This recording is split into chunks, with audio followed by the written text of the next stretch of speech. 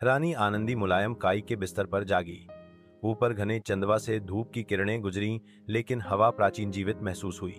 वह एक छिपे हुए उपवन में थी, जो मनुष्यों द्वारा अछूता था। उसके चारों ओर ता खड़ा था, चमकदार पत्तियों वाले सभी पेड़ और भूली हुई रूंद से तराशे गए पत्थर। अचानक एक आवाज बोली नहीं गई, लेकिन अंदर गहराई से महसूस की गई हवा में फुसफुसाई, तुम उस चीज का पीछा क्यों करते हो जो कभी तुम्हारी थी ही नहीं?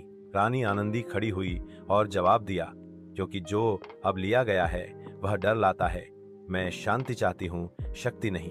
छाया से एक शानदार प्राणी उभरा, जंगल का राजा, विशाल और राजसी। उसका शरीर एक शेर, एक आदमी की आंखें और एक अयाल जो आग की तरह चमकता था। अपने पंजे वाले हाथ में उसने आरण्य का शाही ताज पका था। तुम दूसरों की तरह नहीं हो, उसने कहा। तुमने जंगल की सुनी? वापस तक गांव में अराजकता फैल रही थी। रानी लापता थी। ग्रामीण जंगल में भूतिया रोशनी की बात कर रहे थे, पेड़ों के फुसफुसाते रहस्यों की बात कर रहे थे। राजा वीरेंद्र निराश थे, जो वनरक्षा में एक खोज दल का नेतृत्व कर रहे थे, लेकिन कोई रास्ता एक जैसा नहीं रहा। जंगल मुड़ता और मुड़ता था, जैसे कि वह जीवित हो, कुछ की रक्षा करता था। एक बूढ़ा गांव का वैद्य माती एक कहानी के साथ आगे आया।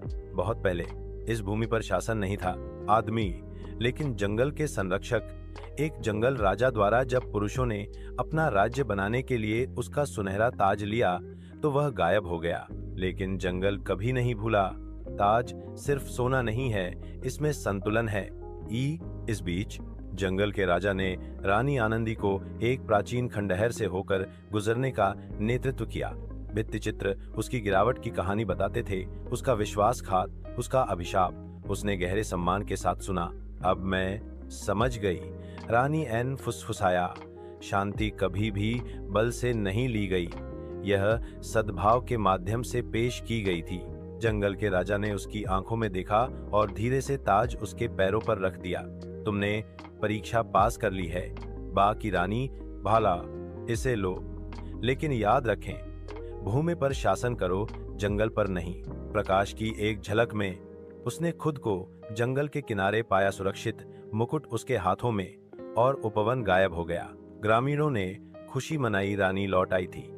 लेकिन वह सिर्फ ताज ही नहीं लाई थी, वह एक संदेश लाई थी। उस दिन से जंगल आशीर्वाद उत्सव अब महल में आयोजित नहीं किया गया था, यह में मनाया जाता था। जंगल के हृदय में शाही मंदिर के बगल में जंगल राजा की मूर्ति रखी हुई है। और हालांकि शांति लौट आई, कुछ शांत रातों में पेड़ अभी भी फुसफुसाते थे। रक्षक देखता है, जैसा कि लंबा जीवन का सम्मान करें, संतुलन भी ऐसा ही करता है।